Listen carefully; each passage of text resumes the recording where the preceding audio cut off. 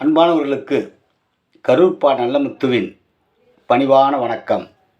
இங்கே கண்களுக்கு அகப்படாத கடவுளுக்கு உள்ள மரியாதை எந்த மனிதர்களுக்கும் இல்லை.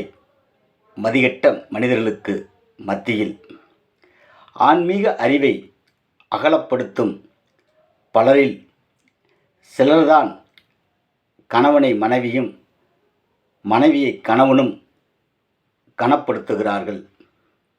மற்றவர்கள் எல்லாம் கடவுளுக்கு மேல் எவரும் இல்லை, போடா நாயை என்றும் போடி பேயை என்றும் அவமதித்தே அலைகிறார்கள்.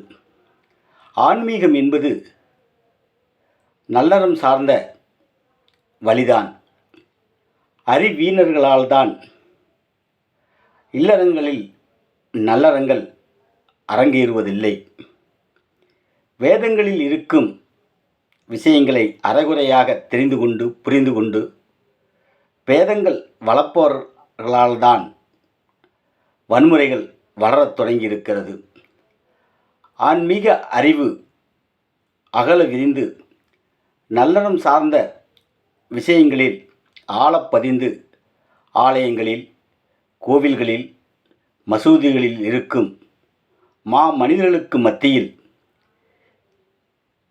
பிரிவினையை உருவாக்கும் பெருச்சாளி கூட்டங்களும் பின்னி பிணைந்து இணைந்தே இருக்கிறது. கலைகள் களைகட்டி இருப்பதால் தான் ஆங்காங்கே கலவரங்கள் தலைதூக்கி இருக்கிறது. கலவரங்களை களையவே இறையாண்மை இயக்கத்தில் இருக்கிறது என்பதை உணர்ந்து தேடுங்கள் தெய்வீகத்தை.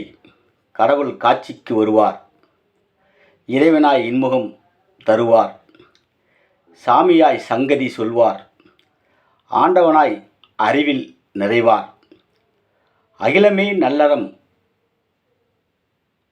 என்று அறிவை தருவார், கனப்படுத்தும் மனிதனாய் களத்தில் நிறைவார்.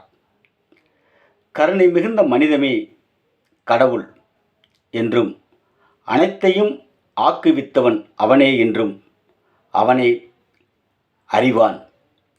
இயற்கையின் வடிவங்களே இறைசக்தி என்பதை உணர்வான், அகிலம் அறிவிப்பான்.